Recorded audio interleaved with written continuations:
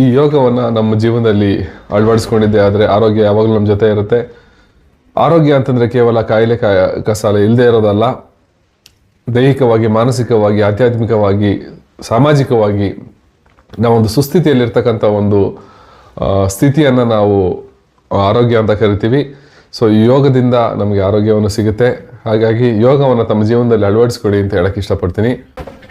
ರಥಸಪ್ತಮಿಯ ದಿವಸದಂದು ಶ್ರೀ ಪತಂಜಲಿ ಯೋಗ ಶಿಕ್ಷಣ ಸಮಿತಿಯ ಕಡೆಯಿಂದ ಲಕ್ಕೇನಹಳ್ಳಿ ಒಂದು ಗ್ರಾಮದಲ್ಲಿ, ಗುಬ್ಬಿಯ ಹತ್ರ ಇರತಕ್ಕಂಥ ಲಕ್ಕೇನಹಳ್ಳಿ ಒಂದು ಗ್ರಾಮದಲ್ಲಿ ಸಾಮೂಹಿಕವಾಗಿ 108 ಬಾರಿ ಸೂರ್ಯ ನಮಸ್ಕಾರವನ್ನು ಮಾಡುವಂಥ ಒಂದು ಕಾರ್ಯಕ್ರಮದಲ್ಲಿ ನಾನು ಪಾಲ್ಗೊಳ್ಳೋಕ್ಕೆ ಅವಕಾಶ ಇತ್ತು.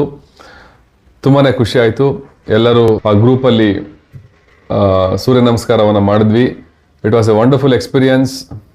ಬಿಕಾಸ್ ಸೂರ್ಯ ನಮಸ್ಕಾರ ಅನ್ನುವಂಥದ್ದು ನಮಗೆ ಎಲ್ಲ ಅಂಗಾಂಗಗಳಿಗೂ ಕೂಡ ನಮಗೆ ಎಕ್ಸಸೈಸನ್ನು ಮಾಡಿಸುತ್ತೆ.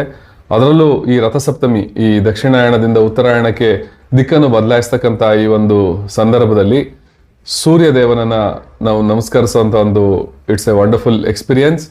ಆ್ಯಕ್ಚುಲಿ ಯೋಗನೇ ಹಾಗೆ, ದೇಹ ಮತ್ತು ಮನಸ್ಸು ಎರಡನ್ನೂ ಕೂಡ ಒಂದು ಸಂಯೋಜಿಸುವಂತಹ ಒಂದು ಕ್ರಿಯೆನೇ ಯೋಗ. ಸೊ ಈ ಥರದ ಒಂದು ಯೋಗಾಸನವನ್ನು ಇವತ್ತು ಮಾಡಿ ರಥಸಪ್ತಮಿಯನ್ನು ಅರ್ಥಪೂರ್ಣವಾಗಿ ಆಚರಿಸಿದ್ದು ಭಾಳನೇ ಖುಷಿ ತಂತು. ಆ ಎಲ್ಲ ಜನಗಳು ತೋರಿಸಿದಂಥ ಪ್ರೀತಿ ನಮ್ಮ ಜವಾಬ್ದಾರಿಯನ್ನು ಜಾಸ್ತಿ ಮಾಡುತ್ತೆ. So it was an wonderful experience. So ಮತ್ತೊಮ್ಮೆ ಎಲ್ಲರಿಗೂ ಕೂಡ ಈ ರಥಸಪ್ತಮಿ ಸಂದರ್ಭದ ಹಬ್ಬದ ಶುಭಾಶಯಗಳು. Thank you for watching. ಮತ್ತೆ ಸಿಗ್ತೀನಿ. ಬಾಯ್ ಬಾಯ್.